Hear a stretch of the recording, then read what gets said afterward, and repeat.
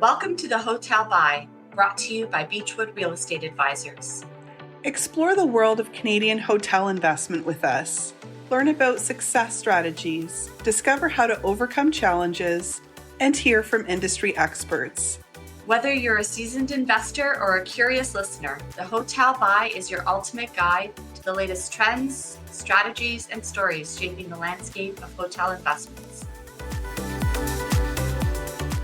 Now let's start the conversation. Hi, everyone, and welcome to the Hotel Buy. We have another exciting podcast today, and I'm thrilled to introduce Sarah Sklash and April Brown, founders and co-owners of the June Motel. They were friends first and came together to become investment partners as they embarked on an exciting journey into motel ownership. Sarah is focused on the operations and guest experience side of the business and has a professional background that includes public service and government relations. April has a background in public relations and spent her early career at a PR agency, giving her a great foundation to build the June Motel brand and social media presence, which has been a huge driver of the business. You may also recognize them from the Netflix series Motel Makeover, which follows the renovation of the June Motel in Sauble Beach. If you haven't watched it, I highly recommend. It was great to see the ins and outs of reinventing a dated motel into a highly successful design-focused boutique property. Welcome, ladies. Hello. Thanks for having us. Hello. So glad to have you on. Really appreciate you joining me today. And it's a personal story. I love your rise and watching you as you grow. So thanks again for joining me today. I'd like to just jump right in. April, if you don't mind kicking us off, I'd like to start with this just right from the beginning, the story of how you came to buy the first property in Prince Edward County back in 2016. Yeah, so it was, I think, like New Year's Day 2016. Sarah and I had been friends for so many years and, had tossed around this idea of starting a business together. But, I don't think either of us were at that place in our lives. But at the beginning of 2016, we were both really ready for a really big life and a big career change. And so we got together, we opened a bottle of wine, we brainstormed probably like 40 or 50 different business ideas. A lot of them really centered around Prince Edward County because we had been going out there with our group of girlfriends, and we realized that there was such an opportunity there, but we just couldn't really figure out what that was yet. One of the ideas that we loved was this idea of an adult wine camp. And we were just sort of looking for a venue to host it. And Sarah loves scouring the real estate app. And she, already knew that this motel outside of Picton was for sale. And so we started tossing around the idea of like renting this place out for the weekend. It quickly escalated from let's rent this place out for the weekend to we should buy that motel. And I think it was like a week later that we are driving out in a snowstorm to look at this property. And we had stayed at like boutique motels before in places like California or Miami, and really understood that like this was certainly a trend that people were flipping these motels into more boutique style properties. And so we already had a pretty clear vision of what this place could be when we saw it. And, to this day, we joke like the floors were not level. The place was like virtually crumbling around us. But, we walk in there and we're like at this place and we're like, it's amazing. It's great. This is total potential. And we found ourselves buying it and literally moving into the motel about 3 months after that conversation and that first visit to the motel. And, to paint the picture, it was like the musty carpets and like the floral comforters on the bed. And the only art in the room was the sign that says no gutting fish in room. It had been a popular stay for fishermen and hunters for, decades. And so here we are coming in there thinking this is going to be the next it spot for millennials visiting wine country. I mean, to think back at that time, especially in Ontario, there was really nothing like it. So to have that vision, you were really on the cusp. I remember having those conversations when I first met you back. You had converted at the time the June Motel that motel into the June in the county, and I got it. It was just so inspiring to see. So, I love it. I love the story. I'm sure several bottles of wine that finally convinced you to make the plunge and actually acquire it. And so that's the interesting thing to me is, you don't have hotel experience. It was, forgive me, I think your first commercial real estate acquisition. So Sarah, how did you get that deal across the finish line? Like from a debt and equity perspective, I'm sure it's different today than how you did it then. It's different. It's not that different. And I think in some ways there was a lot of luck on our side with that deal. So this is in Prince Edward County, which is now absolutely a hotspot.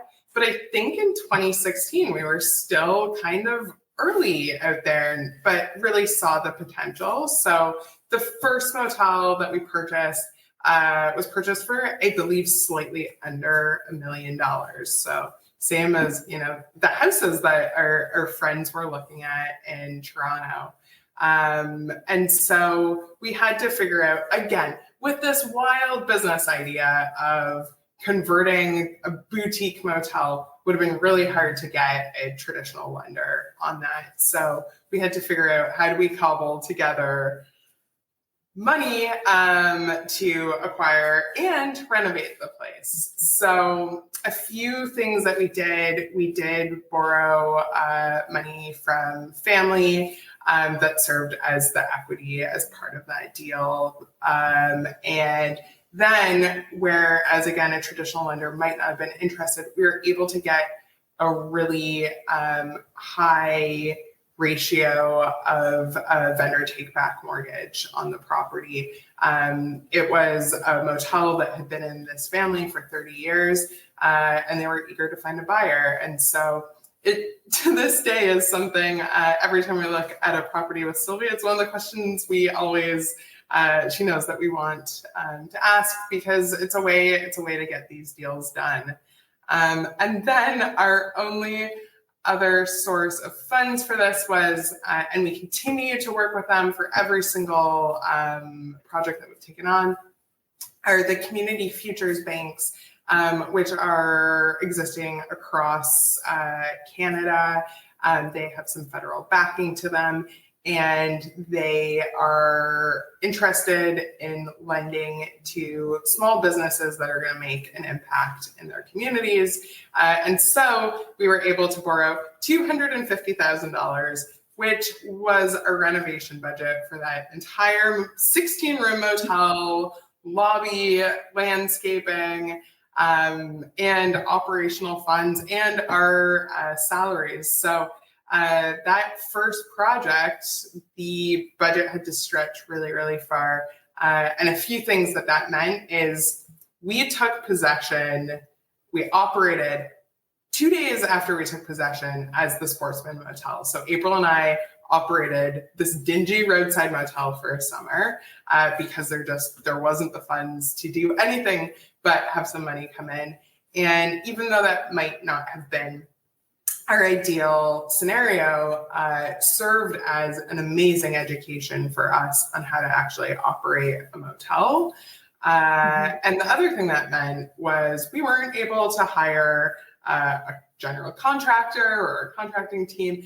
We did hire plumbers, we did hire electricians, and everything else that you see was April and I, or friends and family, laying flooring, wallpapering, painting, assembling furniture. So it was not something that we could continue to grow our business by doing things that way, but the memories from that first project will last forever.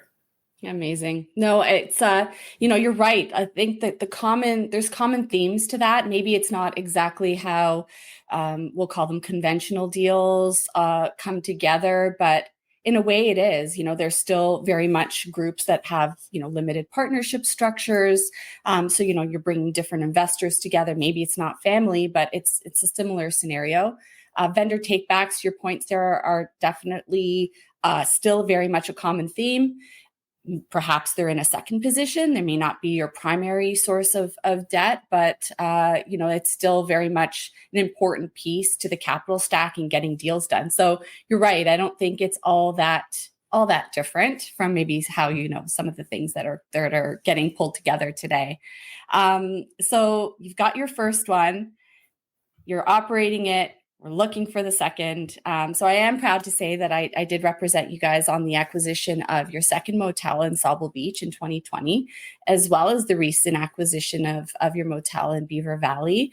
And you guys are in the midst of a full renovation there, which is very exciting. We're all watching that intently on your Instagram stories. So now you've got 2 other hotels open and operating now. What are some of the most important lessons you've carried forward into this project in Beaver Valley from a renovation standpoint? Sarah, do you want to take that one on? Sure.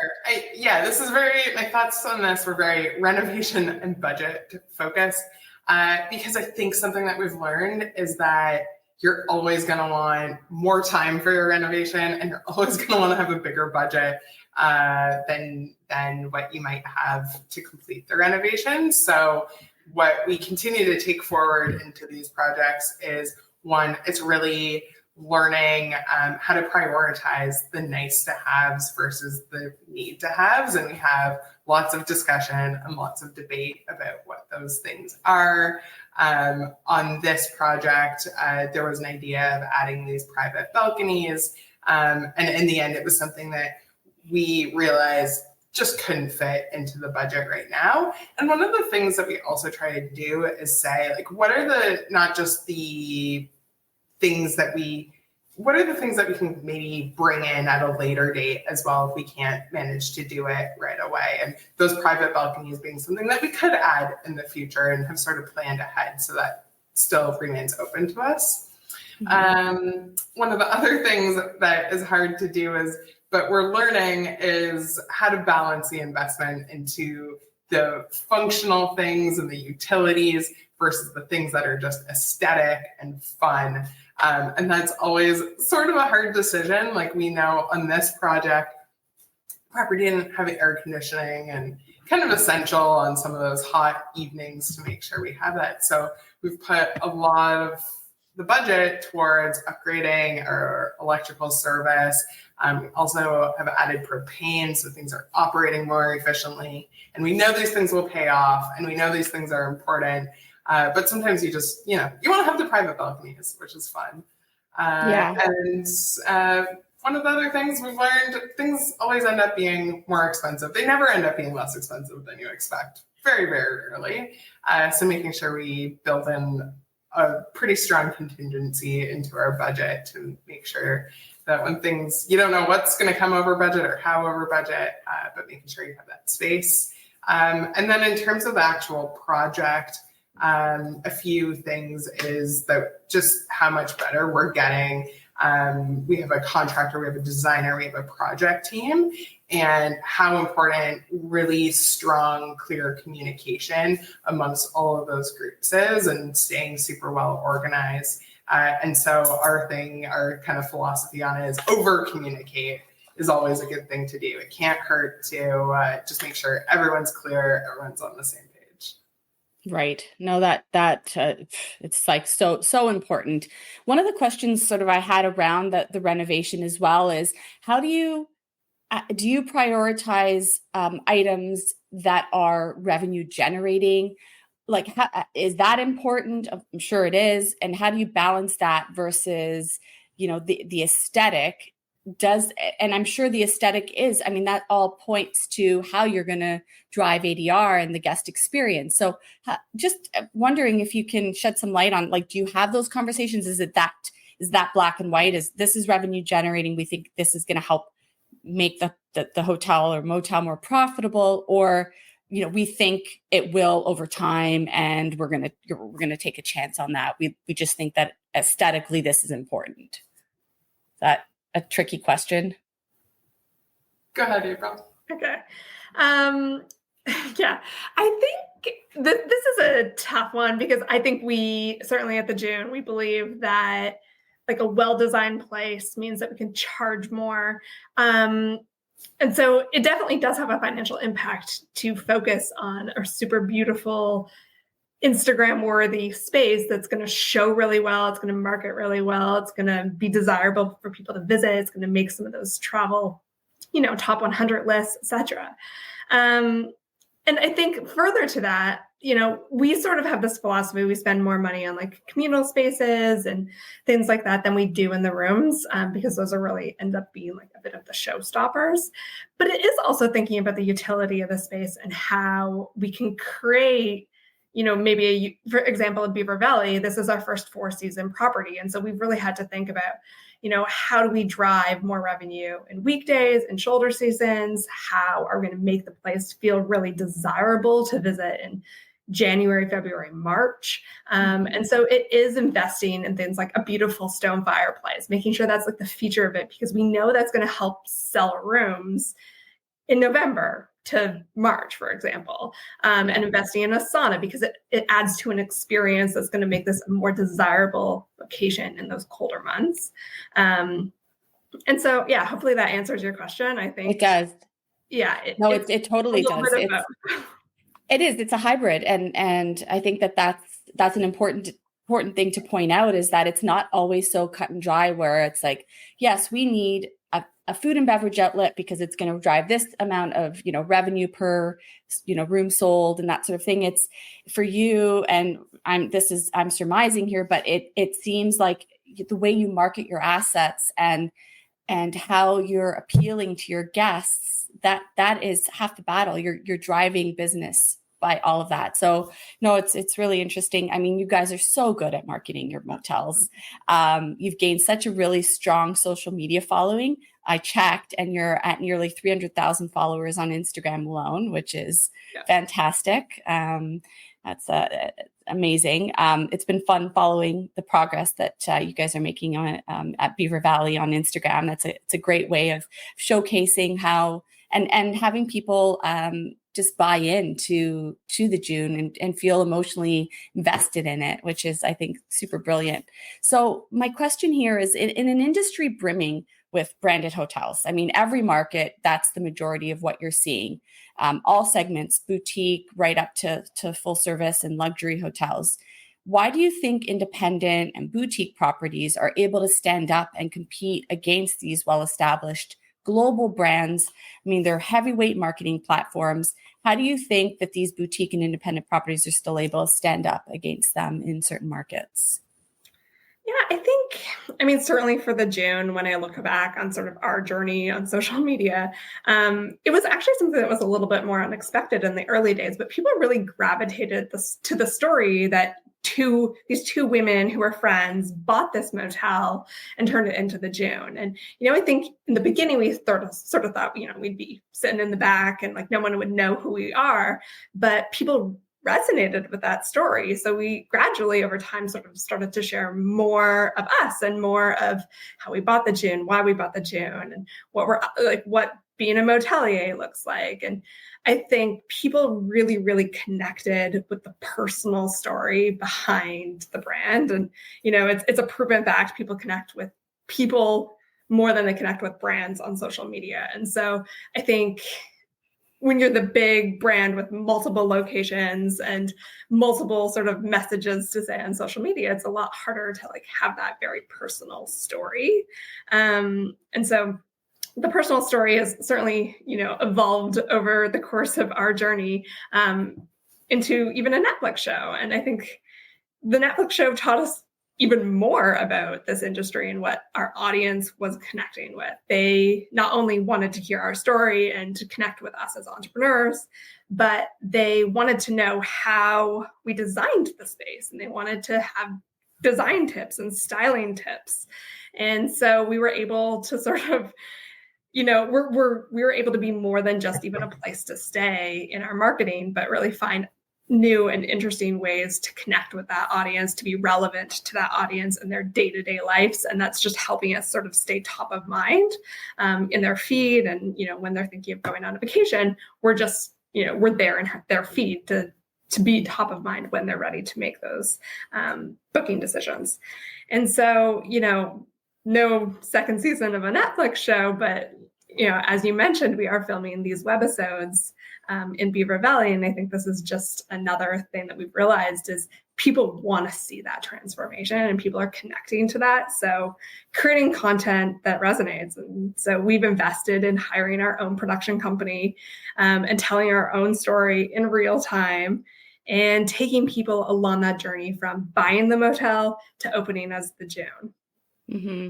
Well, you've lifted the veil, right? Yeah. You're giving people an inside peek into what it is day in, day out. And I think that is exciting. People love to feel like they've got like an inside scoop into something. And again, it goes back to feeling like you're personally invested in something and there's a personal connection.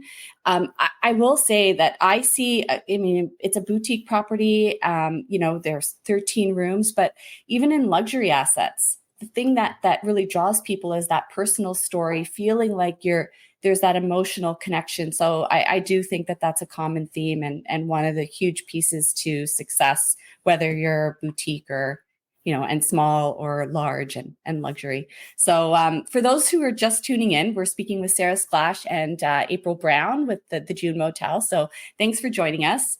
I'd like to also just talk about your growth. So you've got 3 today.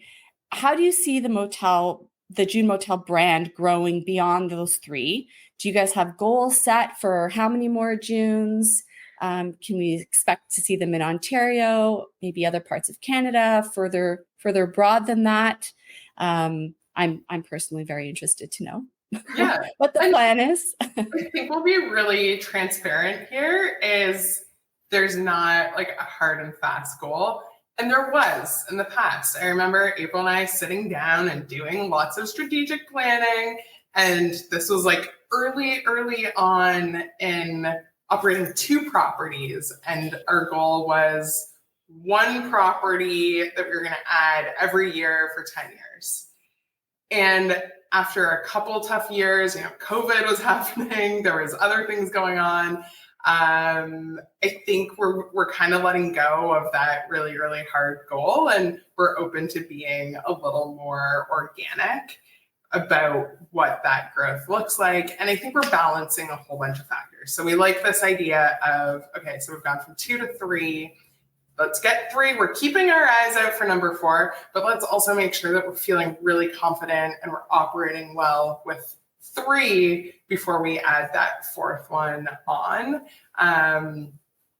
Because it really we're still this like fairly small, nimble, but mighty team. And we're balancing that as well of having the team to support without growing too quickly and not actually having the revenue to support it. So we've gone a little ways around, but now we're just, keep slowly adding. And we're also really, really particular about what property we're actually interested in.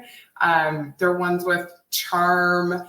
They're ones in great destinations. And so we also don't want to rush it and necessarily get the wrong property. So we're also open to being kind of patient while we wait for the right one, the right price, the right partners, all of those things to kind of come together. All that said, you'll see another one in Ontario, fairly sure. We think there's lots of opportunity. And so, always keeping our eyes out in Ontario. And then the East Coast is starting to call to us a little bit as well, not too far. Great things to see, some great retro motels. So, we're just, keeping our eyes open and open to whatever possibilities kind of come our way. That's exciting. I'm excited for it. And it makes sense.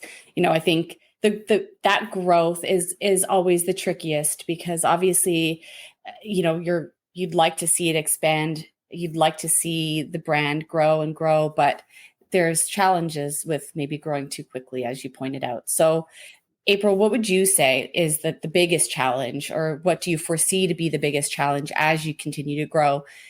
Is it the piece about raising equity and finding ways to actually acquire more and more hotels and renovate them? Or is it maintaining brand integrity? Like once you go from 3 to 5 or 8, how do you maintain the brand, the June Motel brand consistently? What would you say is the trickiest? Certainly maintaining our brand integrity is like top of mind for us. And this is something we've already struggled with when we went from 1 to 2, when we go from 2 to 3. Sarah and I were both so hands-on in the business. So we have sort of miraculously finally figured out like the ideal structure for us. And that even took a few years figuring out what the right structure for growth looks like. But we have a really amazing central services team. And we're small, but we do a lot. And, we can keep adding motels to that team. So it's, somebody who handles reservations and somebody who handles systems. We've got great leaders physically leading each motel.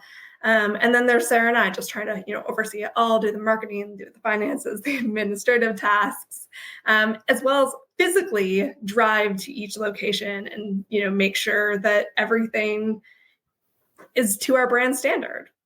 And so that's a big job already. And, certainly it's daunting to think about as we add more, what does that job look like and how do we add more layers that will allow us to ensure that like the quality of the June is really never lost by adding more, by doing more.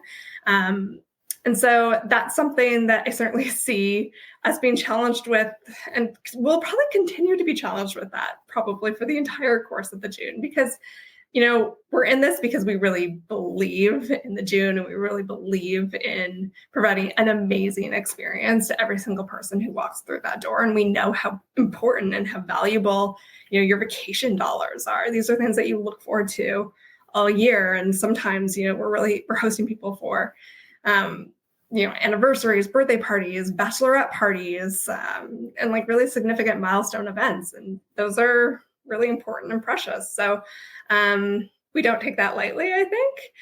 And then, I think the other big challenge I sort of foresee for us as we think about growth is how to stay focused on who the June is and what are those right opportunities for the June. And I think, we're in this phase where we're seeing opportunities sort of everywhere and having to keep evaluate, which ones are right for the June and which ones are not right for the June. And so that's tricky, and it kind of keeps making us ask ourselves, like, who is June? And really just maintaining some clarity on who we are as a brand and where we want to focus. Yeah, it's so important. I can imagine it's a really hard question to answer, especially when opportunities are presented. And maybe it makes sense from a value proposition standpoint, but does it really, really fit where you're trying to grow and the guest profile and all that? So it makes complete sense. So your story is remarkable. People love following you. People love to hear how you got to where you are. And I'm seeing more and more groups that are new to the industry looking to acquire, either build or buy and reposition. But I think there's a lot of inspired people out there that want to jump into the space. So what advice would you give new investors considering hotels and motels as an investment strategy in their, let's say, their broader real estate portfolio? Sarah, do you want to tackle that one? Sure. Yeah. 3 initial thoughts. I think keep in mind that you are buying it for what it can be, not what it currently is. And it's something that we need to keep in mind as we sort of look at what the value is. The next is really, if you're new to this, making sure that you're connecting with someone who has a lot of industry experience and vetting the assumptions that you are making as you do your feasibility analysis or business case.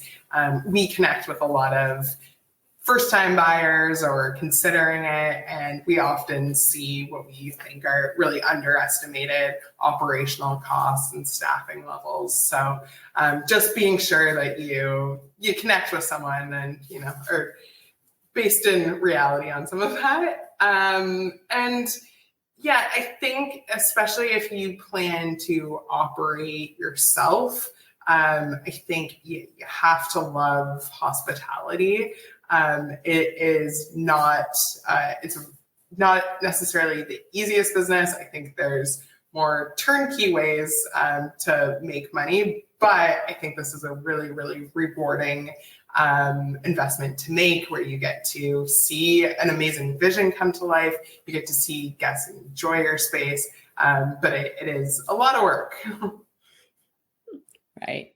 Well, those are great points. I'm sure people are jotting them down, hopefully, as they're listening to this. So thank you so much. You guys were just a wealth of wisdom. As you know, I'm rooting for you. I see tremendous things for the June. I can't wait to see what Beaver Valley ultimately looks like. I'm already picturing myself drinking a hot toddy or something by that fire and going and enjoying. So I can't wait for it to open. Best of luck for the remainder of this year and as you complete the reno. And thanks so much for joining me. Thanks for having us. To learn more about the Hotel Buy and Beechwood Real Estate Advisors, please visit beechwoodadvisory.com. That's BEECHWOOD advisory.com.